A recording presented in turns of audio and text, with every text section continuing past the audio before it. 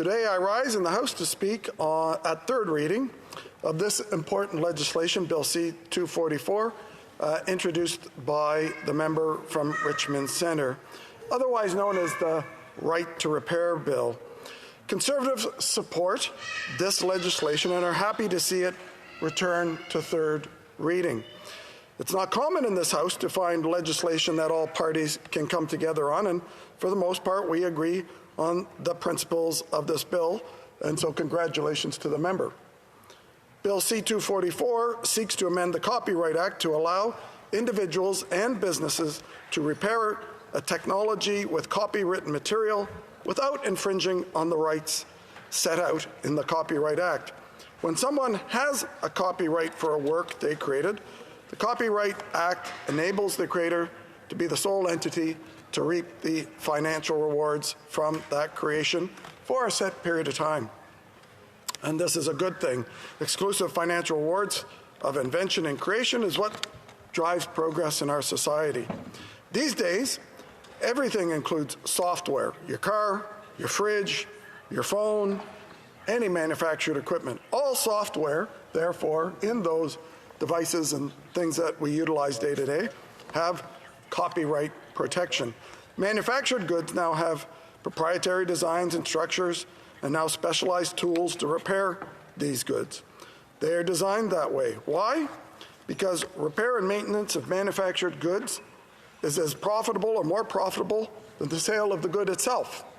Copyright is being used now, in my view, as an anti-competitive tool to keep the customer tied to the manufacturer and not be able to use less expensive providers of repair and maintenance.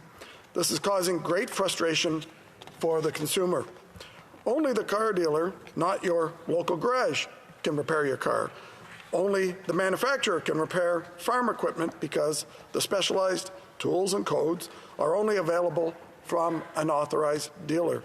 The Copyright Act is amended by this bill to provide for instances where rights of copyright can be infringed upon, or what is known as circumvention. In other words, this bill will allow individuals or small businesses to repair technologies themselves without fear of repercussions. Now, many of my Conservative colleagues from the prairies have spoken previously about how this legislation would impact the agriculture sector in particular.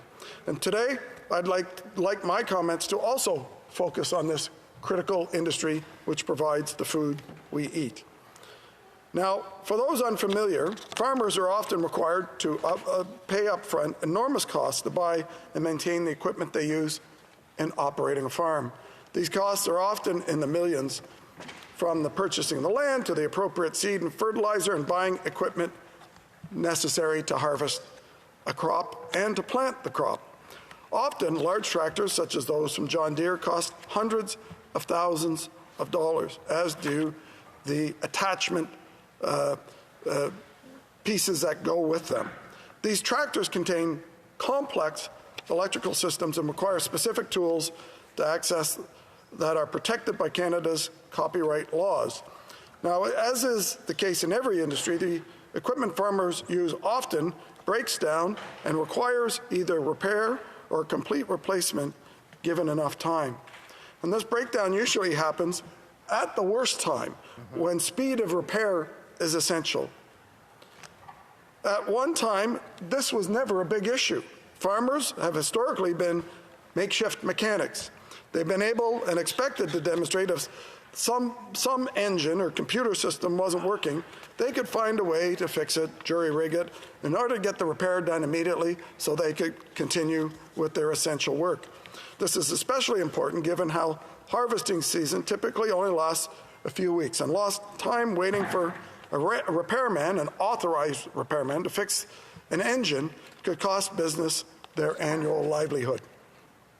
Now, as technology progresses and farming has become more computerized over the past 2 decades, including some equipment now that is self-driving in harvesting and planting, the ability to repair your equipment has increasingly become more and more difficult for our farmers.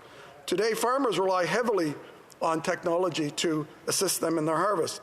These technologies can sometimes cost, as we said, hundreds of thousands of dollars and have these complex systems. What this means for farmers is if a copyrighted computer system or engine for a large tractor breaks down, they can't simply call a local repairman or fix it themselves. Instead, they're required to call a technician from the manufacturing company or an authorized dealer to come out and fix that specific piece of equipment. This method is very taxing on owners.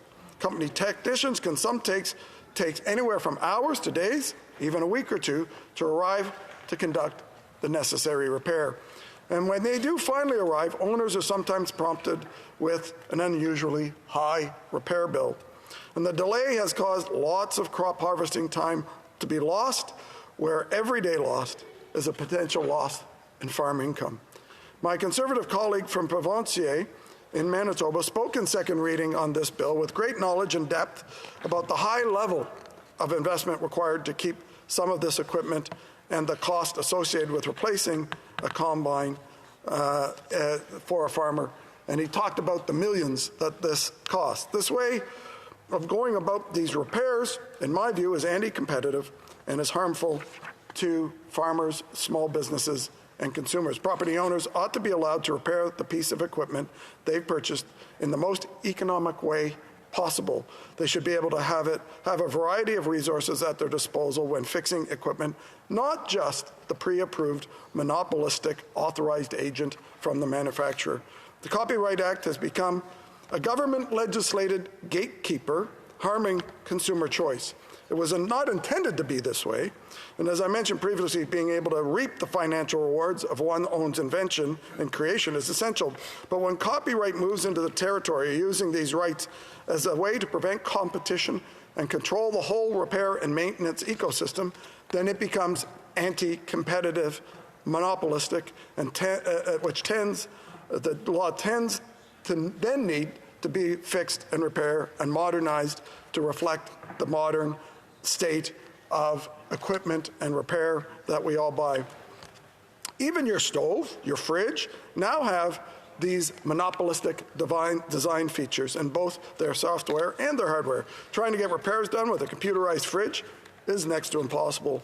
And we're going to soon see the world of artificial intelligence placed into these goods and that we buy, which will make these things more complex. Mr. Speaker, this bill seems to have unanimous support from this House. For this reason, this legislation seeks to address this issue by ensuring that not all repairs remain proprietary, to allow a diversity of responses when individuals are seeking to repair their equipment. In other words, competition.